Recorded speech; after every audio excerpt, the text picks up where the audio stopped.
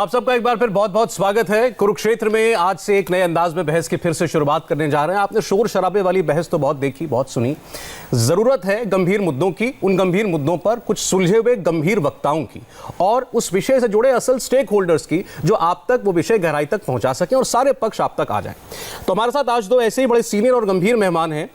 दोनों राज्यसभा के सांसद हैं, भारतीय जनता पार्टी से सुधांशु त्रिवेदी जी और तृणमूल कांग्रेस से डॉक्टर शांतनु सेन। सुधांशु जी, डॉक्टर सेन, आप दोनों का बहुत बहुत स्वागत है कुरुक्षेत्र में।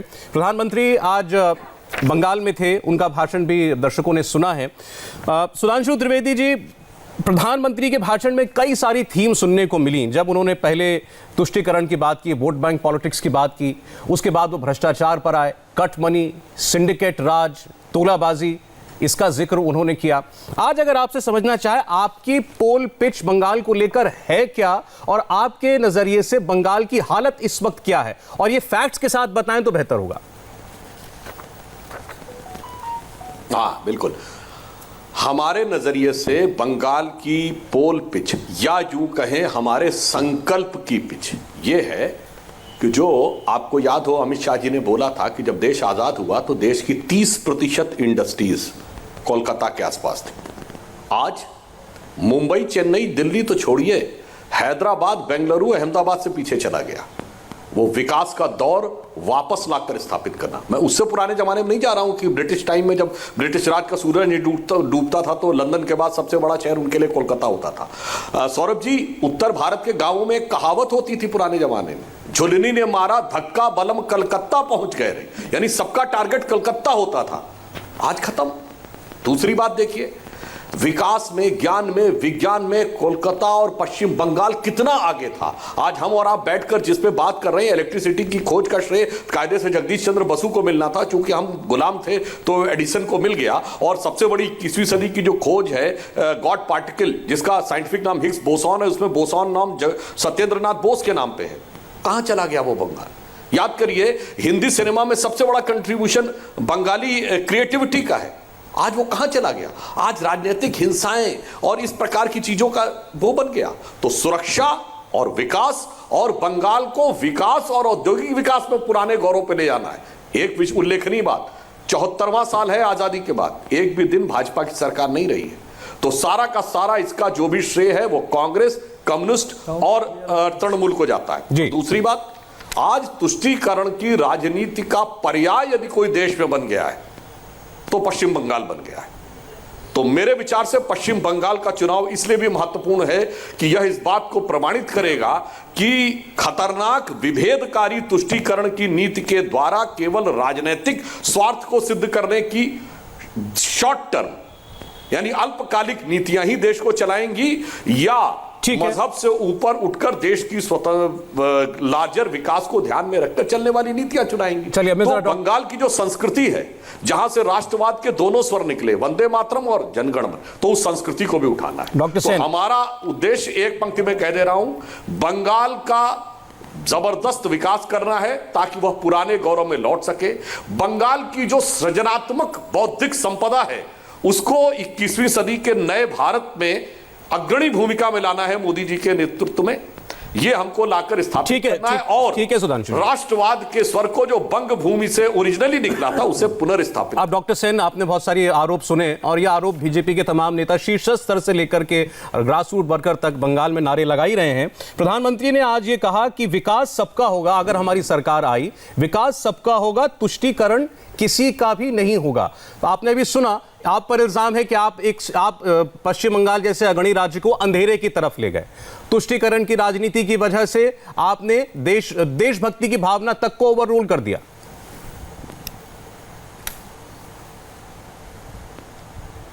पिछले 2014 से पूरा देश का 130 करोड़ आदमी देख रहा है ना कि ये भारत का हल कहां से कहां लेके पहुंचा दिया इन लोगों ने।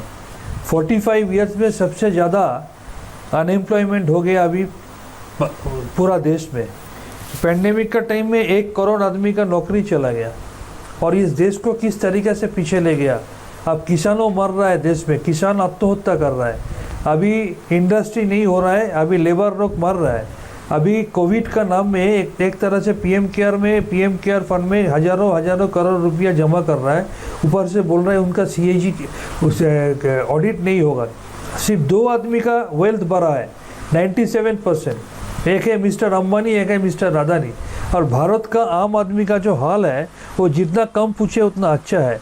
पूरा देश को बेचने में लगा हुआ है, रेल से लेकर एयर इंडिया से लेकर कोल से लेकर सेल से लेकर सब बेचने में लगे हुए हैं। 6 एयरपोर्ट दे दिया उनका अपना एक दोस्त को, और यहाँ पर आके वो तुष्टीकरण का बात कर रहा है।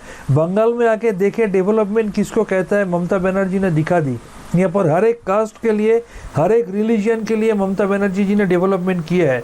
ये ममता बनर्जी नहीं मांगा है, ये केंद्रीय सरकार इस ममता बनर्जी को लगातार 2-3 बार बेस्ट चीफ मिनिस्टर का अवार्ड दिया MSME का सेक्टर में, जिसका बारे में बजट में कुछ नहीं बोला गया। पॉवर्टी इरेडिकेशन में, विलेज में, गांव में रोड बनाने में भारत सरकार बंगाल को बेस्ट अवार्ड दिया है। और ऊपर से इस बंगाल के इतना स्टेप मदरली एटीट्यूड ये लोग करता है। कोविड का टाइम में पैसा नहीं देगा, अम्फान का टाइम में पैसा नहीं देगा, हेलीकॉप्टर में घूम पे 1000 करोड़ पकड़ा के चला जाएगा। प्रॉब्लम ये नहीं है कि इन लोगों ने अभी होम मिनिस्टर से लेकर प्राइम मिनिस्टर डेली पैसेंजर की तरह दिल्ली से बंगाल क्यों आ रहा है? सिर्फ ये पश्चिम बंगाल का चुनाव के लिए नहीं, इनको मालूम है आने वाला 2024 पार्लियामेंट इलेक्शन में अगर देश को कोई बचा सकता है, अगर इन लोगों का ये जो हरकतें हैं कोई रोक सकती है, तो उसका नाम है ममता बनर्जी। ये बार बार सबूत हो गया पार्लियामेंट में, upper house, lower house. Doctor Sen, 2024 की बात तो अभी बहुत दूर है, आपको 2021 में अपनी राज्य की सरकार बचानी है। मैं आता हूं सर, अभी आपने कहा, आपने इन पर आरोप लगाया कि ये लोग देश बेच रहे हैं।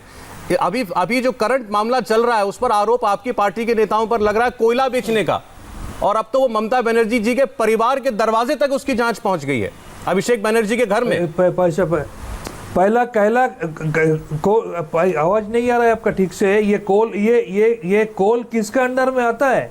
कोल मिनिस्ट्री कौन रन करता है? BSF किसका अंडर में आता है? इसको मैं पूछना चाहूंगी। कोल मिनिस्ट्री किसका अंडर में आता है? यह स्टेट गवर्नमेंट में आता है या सेंट्रल गवर्नमेंट में आता है? जो बॉर्डर सिक्योरिटी फोर्स होता है किसको देखने के लिए उसका रिस्पॉन्सिबिलिटी है? 3-4 दिन पहले हमारे एक मिनिस्टर को बम से मारने का कोशिश किया गया रेलवे प्लेटफॉर्म के अंदर। तो रेल मिनिस्ट्री, रेलवे प्लेटफॉर्म किसके अंदर में आता है? अच्छा, आप कह रहे हैं कि अगर कोयले की चोरी हुई है तो वो इनकी जिम्मेदारी है। एक बार जरा इसका जवाब मैं ले लेता हूं, क्योंकि ये मामला अभी बड़ा गर्म चल रहा है। किसके अंदर में आता है? अभिषेक बनर्जी, ममता बनर्जी के भतीजे, उनकी पत्नी को, उनकी सिस्टर इन लॉ यानी उनकी पत्नी की बहन को CBI ने नोटिस दिया है पूछताछ करने के लिए। डॉक्टर सेन कह रहे हैं कि इसकी जिम्मेदारी बीजेपी की सरकार के दरवाजे पर है। सुधांशु जी। देखिए सौरभ जी, मैं एक बात कहना चाहता हूं कि अभिषेक जी पर कोई आरोप अभी नहीं लगा है, पहले भी याद करिए 2 साल पहले की बात है, कोलकाता एयरपोर्ट के ऊपर उनसे पूछताछ हुई थी और तब बंगाल की पुलिस ने आकर किस ढंग से हस्तक्षेप किया था। अभी जो बात शांतनु जी ने कही, थोड़ा इको हो रहा है, इसको ठीक करवा दीजिए। शांतनु जी ने कहा कि 2 लोग ऐसे हैं जिन लोगों की संपत्ति बढ़ रही है, तो मैं याद दिलाना चाहता हूं कि ये जो 2 लोग हैं, ये क्या 2014 से पहले कोई दरियागंज के पास रेडी पट्टी लगाने वाले थे? ये तो अरबपति खरबपति तो पहले से बन चुके थे। किसके जमाने में बने? याद दिलाने की जरूरत है कि 70 और 80 के दशक में एक्सक्लूसिव राइट एक रियॉन बनाने का दिया जाएगा। अकेला मैं ही बना सकता हूं और मैं ही बेच सकता हूं। मैंने जिसको बेचा कोई दूसरा बेच नहीं सकता है। एक ही कार कंपनी को प्रश्रय दिया जाएगा और कैसे उसके शेयर बढ़े। और वो राजनीतिक हस्तक्षेप तो छोड़ दीजिए, मैं उस पर नहीं जाता कि कैसे VP सिंह की सरकार गिरी और कैसे चंद्रशेखर की सरकार गिरी और कैसे पोर्ट मिले। ये बताइए, जिनका आप नाम देते हैं उनको महाराष्ट्र ने पोर्ट नहीं दिए हैं क्या? केरल ने पोर्ट नहीं दिए हैं क्या? केरल में तो कभी बीजेपी की सरकार नहीं रही है। किन किन सरकारों ने नहीं दिए? चलिए, वो तो व्यापार कर रहे हैं। इस देश में ऐसे लोग हैं जिनके परिवार ने न कभी नौकरी की, न कभी व्यापार किया और सैकड़ों करोड़ की संपत्ति। गांधी नेहरू परिवार में पंडित जवाहरलाल नेहरू के बाद न किसी ने नौकरी की, न व्यापार, सैकड़ों करोड़ की संपत्ति। ये कौन सा बिजनेस है? आपके यहां का जो प्रथम परिवार है, मैं नाम लिए बगैर कह रहा हूं, उन्होंने कौन सी नौकरी, कौन सा व्यापार किया है जो इतना उनके पास संपत्ति है और ऑफिशियली कितनी घोषित करते हैं? सारे बातें नाम लेके हो रही है सुधांशु जी, हम नाम ना लेने से क्या होगा? की पार्टी आप लालू यादव जी कहते थे। आप अभिषेक बनर्जी की बात कर रहे हैं। मैं एक बात नहीं, मैं बहुत सारे लोगों के बारे में कह रहा हूं, अकेला एक नहीं। मेरे वाक्य पूरा हो जाने दे। ये गरीब गुरबा की पार्टी थी ना बिहार में, और गरीब गुरबा का परिवार आज बिहार का सबसे अमीरों अजीब परिवार है। ये कौन सा बिजनेस किया भाई? ये वंचितों शोषितों की मायावती जी, बहन जी सबसे अधिक पैसे वाली। तो भाई देश की जनता ये भी तो जानना चाहती है, वो व्यापार करके कमा रहा है, उस पर तो आप देखिए आज हम केवल बंगाल की बात कर रहे हैं। व्यापार किए सैकड़ों सुधांशु जी देखिए आज बात बंगाल की हो रही है, उद्घाटन कर दीजिए। आज बात बंगाल की हो रही है। ममता बनर्जी की जो सार्वजनिक छवि है वो ये है, वो हवाई चप्पल पहनकर चलती हैं, आज भी सूती साड़ी पहनती हैं, 2 कमरे के मकान में रहती हैं। हाँ, जो आपने बात कही बिल्कुल, मैं तो ये भी कहना चाहूंगा इससे पहले लेफ्ट के नेता भी जो थे, ज्योति बसु जी हो, बुद्धदेव भट्टाचार्य जी हो, वो भी ऐसा सिंपल जीवन जीते थे। यही तो हम कहना चाहते हैं, यही देखकर बंगाल की जनता ने 2011 में ममता जी के साथ खड़ी हुई थी। मगर जो आज हकीकत दिखी है, अब तो वो सब कुछ बदल गया है। आज आप बताइए ना कि जो सीबीआई ने पूछताछ की है, कभी संपत्ति के मामले में पूछताछ करने की कोई आवश्यकता, संभावना, हैसियत हो सकती थी ममता जी से ना? अब जिसको आपने दिया है उसकी, और ये हम नहीं कह रहे हैं, इनके तृणमूल से बाहर निकले एक नहीं लगभग सभी लोगों ने लगभग मिलता जुलता आरोप लगाया है। जितने बड़े बड़े नेता बाहर आए हैं पिछले कुछ दिनों में, और अब तो इतने ज्यादा हो गए कि नाम गिनाऊंगा तो आपके टीवी चैनल के शो में एक बहुत सारा समय व्यर्थ हो जाएगा। जी ठीक है, डॉक्टर सेन रिस्पॉन्ड करना चाह रहे हैं इस पर। ममता बनर्जी की जो सादगी की छवि है, अब वो गुजरे जमाने की बात हो गई और उस सादगी के छलावे में बंगाल की जनता आई, ये आरोप है।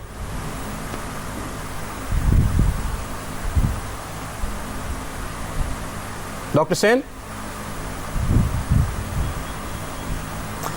आपका साउंड थोड़ा डिस्टर्ब कर रहा है बीच बीच में। हम पहला बात तो ये बोलना चाहेंगे कि उन्होंने बोला कि अभी बदलाव आ गया। जरूर बदलाव आया। पश्चिम बंगाल को एकदम पीछे से लेकर आगे अगर कोई बदल लाया तो उसका नाम है ममता बनर्जी। अगर जरूर हम उससे सहमत है, ये आदमी, देश का आदमी जरूर जानना चाहते हैं कि हमारा देश का एक मिनिस्टर है, वो होम मिनिस्टर जो होम मिनिस्ट्री संभालता है, उसका लड़का का इनकम इतना 100%, इतना 1000% इन्फ्लेशन कैसे हो गया, ये देश का आदमी जरूर जानना चाह रहा है। अब रहे बात सीबीआई का, अब देखिए बीजेपी को एक एक करके तो जो उसका एलआई था सब छोड़ के जा रहा है। अभी उनका अगर मोस्ट लॉयल एलआई कोई रह गया तो वो है सीबीआई, वो है ईडी। और रही बात सीबीआई की, हमारा बंगाल में रविंद्रनाथ टैगोर का नोबेल को कोई चुरा के ले गया, वो सीबीआई आज तक उसको लौटा नहीं सका। हम अब अगले 2 मिनट में हम 2-3 बात आपको बोलना चाहेंगे। ये सीबीआई का एक्चुअल हकीकत क्या है। सीबीआई के आपस में ऑफिशियल लोग आपस में लड़ते हैं, हम लोग देखा है पूरा देश में। अभी हमारा पार्टी में कोई था जो तृणमूल में रहते हुए रेल मिनिस्टर बना था, वो जब चला गया तो उसका बारे में सीबीआई का क्या ख्याल परिवर्तन हो गया हमने देखा है। बीएस येदियुरप्पा जो कर्नाटक का चीफ मिनिस्टर था, उनका खिलाफ क्या कंप्लेंट था, और उसके बाद सीबीआई का प्रोब क्या हो गया, ये हमने सब देखा है। रेड्डी ब्रदर्स का इशू में जो माइनिंग स्कैम में इन्वॉल्व था, अभी उसका स्थिति क्या है सबने देखा है।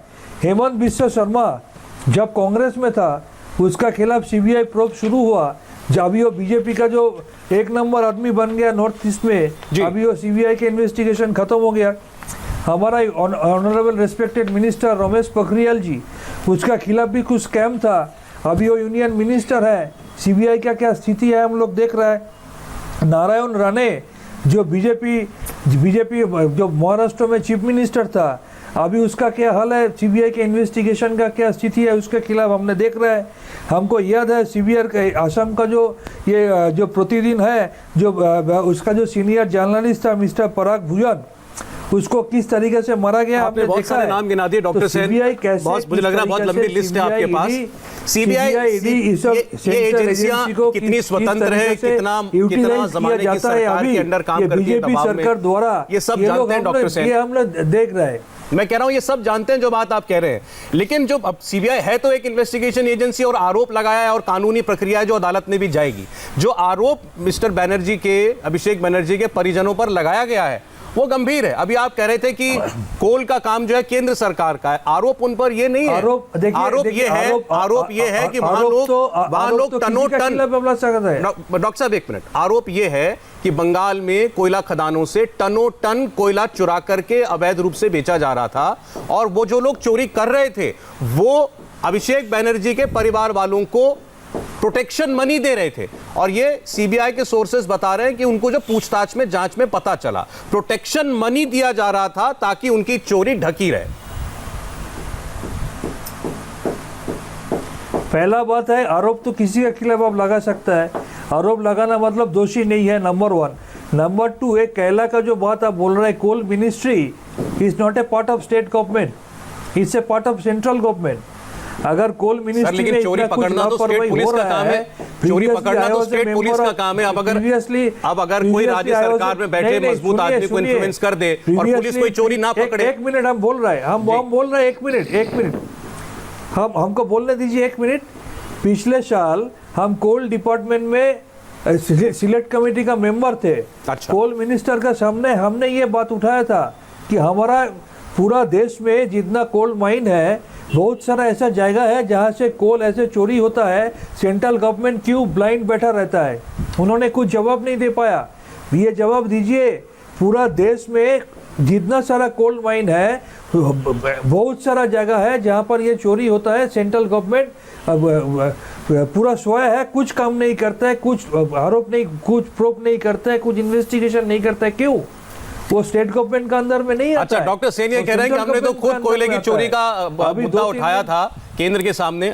सुधांशु जी, और दूसरा सवाल जो इस पूरा देश में, इस पूरे देश में दूसरा सवाल जो टाइमिंग होती है इन समन्स की, नोटिसों की, पूछताछ की, रेड की, ये बहुत सवाल खड़े करती है। और आपका ट्रैक रिकॉर्ड ऐसा रहा है, माफ कीजिएगा, आपको अगर राजस्थान में सरकार बनाने की कोशिश करनी थी तो गहलोत जी के बेटे के सहयोगियों के ऊपर इनकम टैक्स के डिपार्टमेंट की वहां रेड करवा दी गई।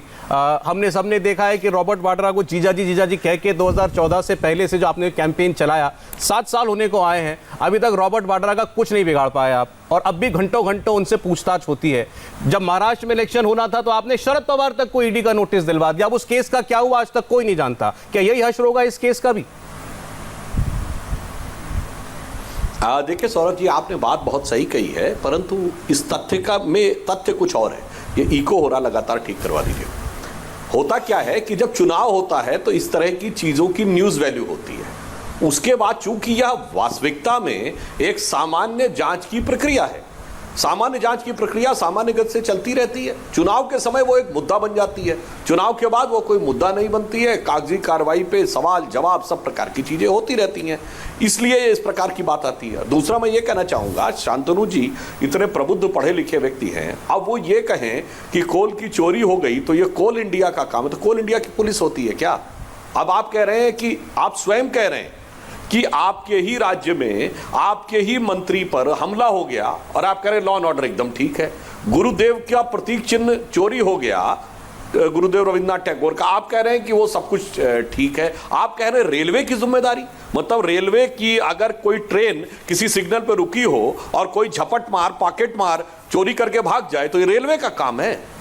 इसलिए मैं कह रहा हूं इस प्रकार के जो तर्क और तथ्य देने का प्रयास किया जाता है वो सर्वथा अनुचित है। फिर मैं ईमानदारी से एक बात याद दिलाना चाहूंगा, जब गोधरा हुआ था तो आप राज्य सरकार के खिलाफ आंदोलन कर रहे थे कि तत्कालीन रेल मंत्री शायद नीतीश कुमार जी थे, उनके खिलाफ कर रहे थे। ये कैसे आपका स्टैंड एकदम अपने समय में कुछ और, दूसरे समय में कुछ और हो जाता। और कोल स्कैम की जब आपने याद दिला दी सौरभ जी, तो मैं याद दिलाना चाहता हूं, जो कोल स्कैम था उसी समय में सीबीआई के लिए सुप्रीम कोर्ट ने टिप्पणी की थी, और क्यों की थी यह भी याद दिलाना चाहता हूं। सर्वोच्च न्यायालय ने आदेश दिया था कि जब हलफनामा केंद्र सरकार को देना था सीबीआई को, कि यह हलफनामा किसी सरकारी एग्जीक्यूटिव के साथ शेयर नहीं किया जाएगा, और जब वो वापस किया गया, सरकार ने हलफनामा दिया हमने किसी से शेयर नहीं किया है। पर जब खबरें आई और सीबीआई के काउंसिल को इंटरोगेट किया कोर्ट ने, तो उसने स्वीकार किया, हां जी प्रधानमंत्री कार्यालय के अधिकारियों ने आकर यह हलफनामा देखा था दाखिल होने से पहले, तब ये बोला था। इसलिए मैं याद दिलाना चाहता हूं कि आपने जो बात कही सीबीआई का किस प्रकार से यूज करते थे, और अगर आप ईमानदार हैं तो हमारे तो ऐसे भी मुख्यमंत्री रहे हैं जिन्होंने घंटों सीबीआई को ड्रिल किया आपकी सीबीआई ने, और धेला भर कोर्ट में कुछ प्रूव नहीं कर पाए। और मैं ये भी कहना चाहूंगा, भ्रष्टाचार का आरोप संयोग की बात है तो सोचना चाहिए ममता जी को, कि ममता जी जैसे सादगी के प्रतीक नेता के परिवार में भ्रष्टाचार का आरोप लग रहा है, तो ये तृणमूल कांग्रेस और ममता जी दोनों के लिए विचार करने का विषय है। और किसकी क्या जीवन शैली है, किसका क्या स्टाइल है, अब बंगाल की जनता से छुपा हुआ नहीं है। तो अब इसमें कोई बहुत ढकने छुपने और उसके ऊपर पर्दा डालने से कुछ होने वाला नहीं। सबको दिख रहा है कि वह पुराना था। जैसे कांग्रेस में अरे गांधी जी थे तो गांधी जी अलग थे जब कांग्रेस थी, और राहुल गांधी अलग है। उसी प्रकार ममता जी अलग थी, अभिषेक जी अलग है।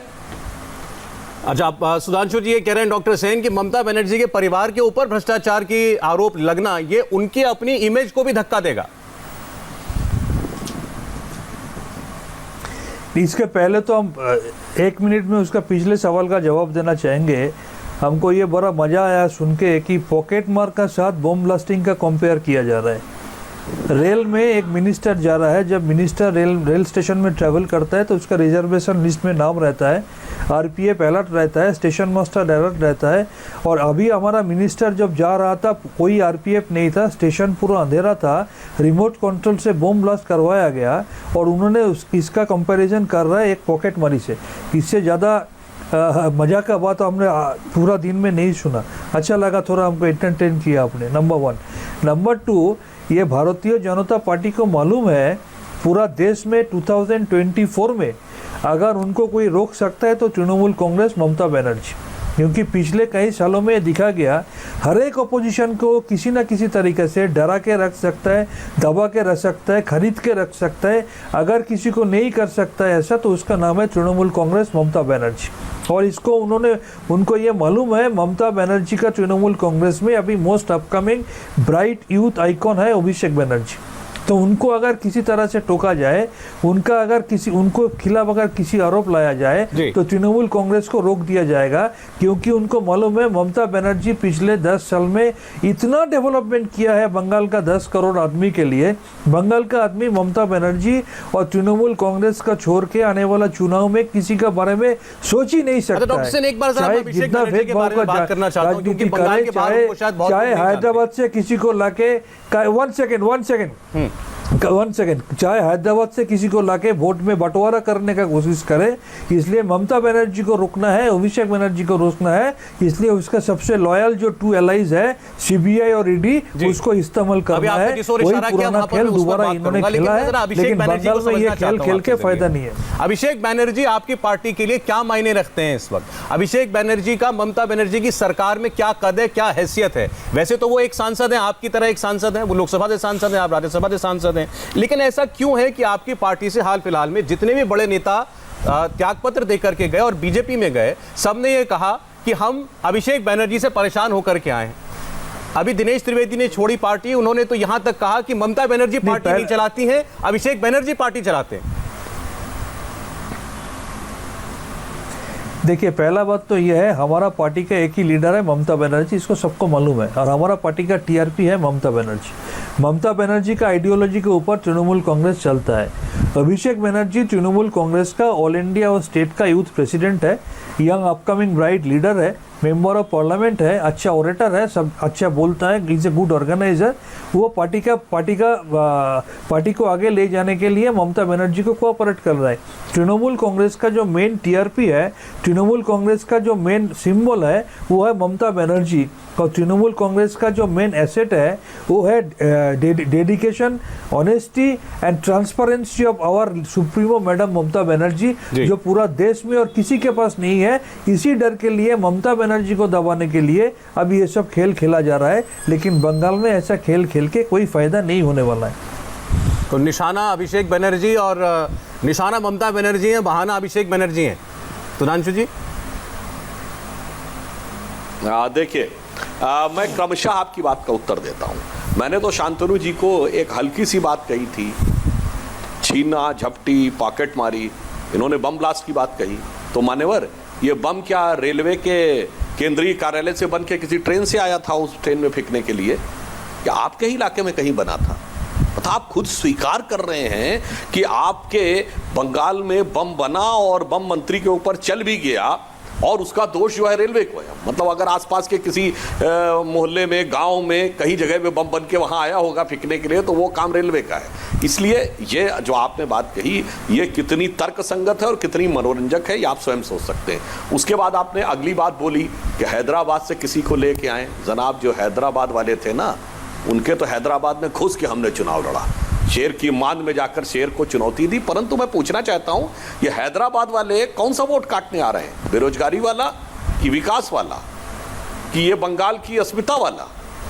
और उनको रोकने के लिए आप देखिए सौरभ जी, सबसे पहला स्टेटमेंट किसने दिया? एक मौलवी ने। वो कह रहे सेकुलर वोट का बंटवारा। गजब का सेकुलरिज्म है।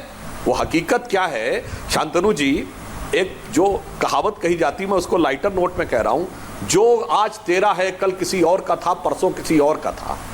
तो आज जो ये मुस्लिम वोट बैंक तेरा है, कल लेफ्ट पार्टी के पास था, परसों कांग्रेस के पास था, कांग्रेस से लेफ्ट ने छीना, लेफ्ट से आपने छीना, अब एक और खरीदार आ गया उसमें, वो भी सेंध मार रहा है उसमें। तो बस आपको ये समस्या है, बस वही कष्ट आपको हो रहा है जो कांग्रेस को लेफ्ट पे जाने से, लेफ्ट से आपके यहां जाने पे हुआ था। मगर तीनों का राग एक ही है कि बस मुझे किसी तरीके से ये वोट बैंक पढ़ना। इसीलिए आपके जो स्ट्रेटेजिस्ट हैं, उन्होंने एक दिन उनके मुंह से एक सेंटेंस निकल गया था, हम तो 30% से शुरुआत कर रहे हैं। अब ये 30% से शुरुआत करने का अर्थ क्या है, अच्छी तरह समझा जा सकता। अब लेकिन अच्छा, लेकिन इसमें इस बात का भी जवाब दीजिए, ओवैसी जी की पार्टी का चुनाव लड़ना आपको मदद तो करता है, जैसे बंगाल में किया। बंगाल में वो अलग लड़ेंगे अगर, तो आपको फायदा तो पहुंचाएंगे। सौरभ जी, मैंने तो उदाहरण दे दिया। जिस समय कम्युनिस्ट लोग कांग्रेस का मुस्लिम वोट काट रहे थे, तो कांग्रेस को नुकसान हुआ था ना पहली स्टेज में। तो ये कहा जाए कि कांग्रेस को नुकसान होना, उन्होंने खींच लिया आपसे, फिर तृणमूल ने इनसे खींच लिया।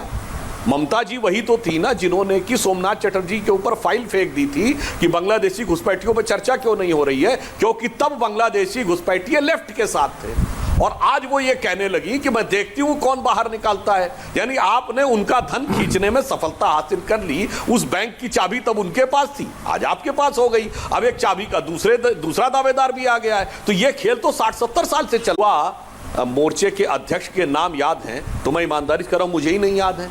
मुझसे भी कोई पूछ ले कि AIADMK का कौन युवा मोर्चा का अध्यक्ष है, या असम गण परिषद का युवा मोर्चा का अध्यक्ष कौन है, बीजू जनता दल का युवा मोर्चा का अध्यक्ष कौन है।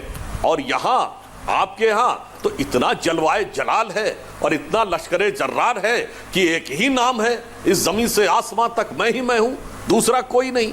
इसलिए मैं कहने का प्रयास कर रहा हूं कि बंगाल की जो बौद्धिक जनता है, जो समझदार जनता है, उसको अपनी प्रतिभा को अभिव्यक्त करने का मौका मिलना चाहिए। और आपके मात्र ये कह देने से कि सभी गुण किसी एक व्यक्ति में नजर आ रहे हैं, एक विशेष कारण से, ये बात बंगाल की बुद्धिमान जनता के गले नीचे नहीं उतर रही है। जवाब देना चाहते हैं, आप उसकी झलक देख चुके हैं। जब अमित शाह जी ने बतौर राष्ट्रीय अध्यक्ष कहा था, एक वाक्य कह दूं कि हमारी 20 सीटें आएंगी, तो सौरभ जी अगर आप रहे हो या आपने पत्रकारों से बात किया हो, सबके चेहरे पे क्या व्यंग्यपूर्ण कटाक्षपूर्ण मुस्कान थी।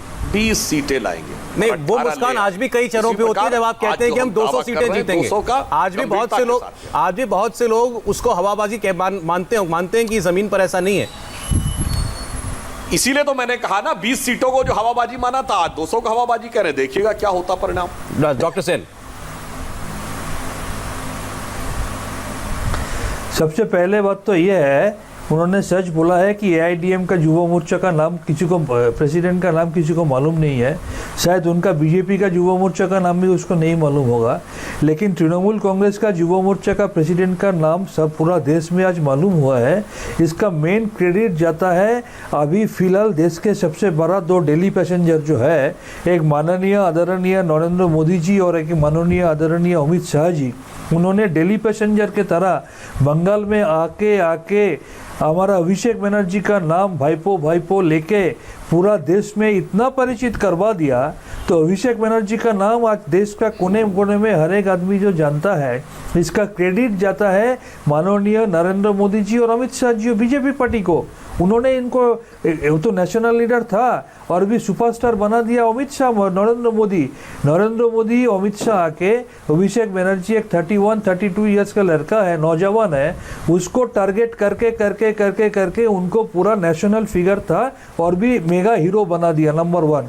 नंबर 2, अभी वो हैदराबाद वाला का जो बात बोल रहा है, अभी फिलहाल बिहार का चुनाव में हमने देखा है, लालू प्रसाद यादव जी का लड़का आज तक चीफ मिनिस्टर बन गए होते अगर इन्होंने उन हैदराबाद वाला पार्टी को मैदान में नहीं उतारा होता।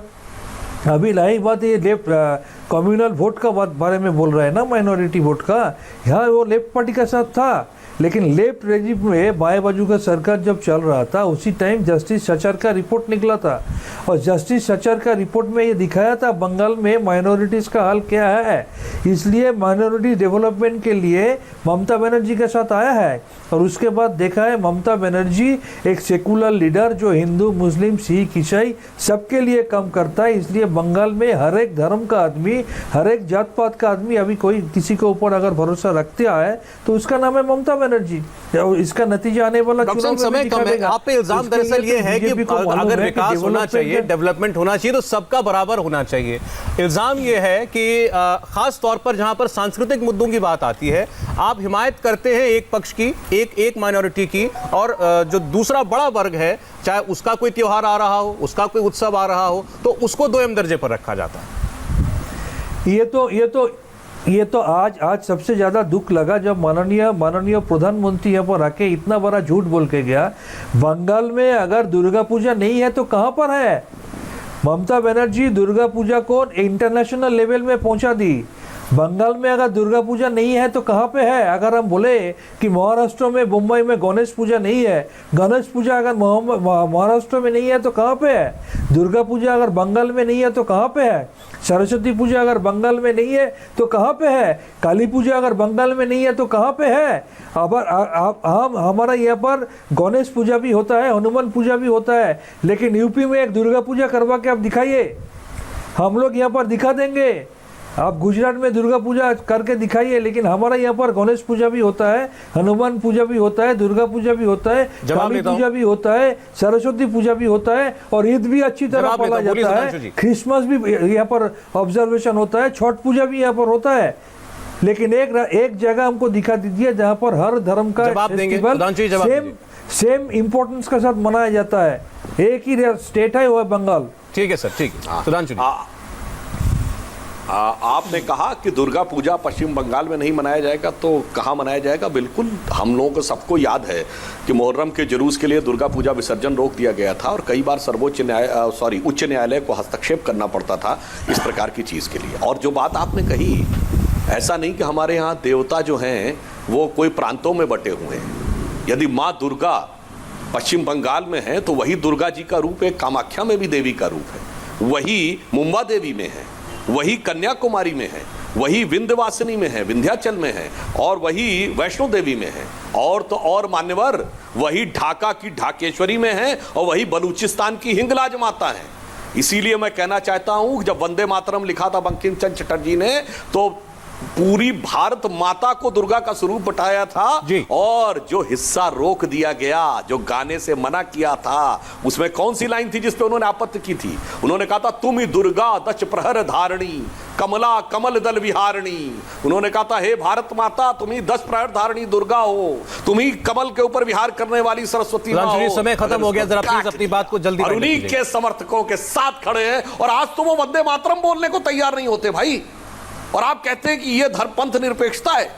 जिन लोगों को गणपति बप्पा मोरिया कहने पे माफी मांग लेनी पड़ी, उनके साथ आप खड़े हैं, और आप कह रहे हैं पंथ निरपेक्षता है। और चलिए, आरोप लगा था, उन्होंने जवाब दिया, अब आप उस पर आपने अपनी बात कही है। समय मेरे पास इतना ही था। डॉक्टर सैन कुछ कहना चाह रहे हैं? माफी चाहता हूं सर, आज बाकी वक्त की कमी है, लेकिन आज आप दोनों की बातें सुनकर यह समझ में आया कि विषय जटिल हो, विषय चाहे बहुत नुकीला और चुभने वाला भी क्यों ना हो, आरोप भी लगाए जा सकते हैं, उनके जवाब भी शांति से सुने जा सकते हैं, और एक सफेद चर्चा की जा सकती है। आप दोनों का बहुत बहुत शुक्रिया। प्रधानमंत्री मोदी और बीजेपी के तमाम बड़े नेता जिस पिच पर चुनाव प्रचार कर रहे हैं, उससे यह साफ लगता है कि पार्टी को बंगाल में सत्ता परिवर्तन की असल उम्मीद दिखाई दे रही है। ममता बनर्जी को भी एहसास हो गया है कि इस बार उनकी राह बहुत मुश्किल है, इसलिए वो बीजेपी पर बाहरी होने का इल्जाम लगा रही हैं और चुनाव को बंगाली अस्मिता से जोड़ रही हैं। चुनाव में अभी वक्त है, ये बयानबाजियां, ये आरोप, इल्जाम और तेज होंगे, और बंगाल की राजनीति में जो हिंसा जड़ें जमा चुकी है, उससे भी सावधान रहना होगा। कुरुक्षेत्र में जुड़ने के लिए आपका बहुत बहुत धन्यवाद। कल फिर मिलेंगे एक नए मुद्दे, नए मेहमानों के साथ, एक और साफ सुथरी सार्थक बहस के साथ कुरुक्षेत्र में।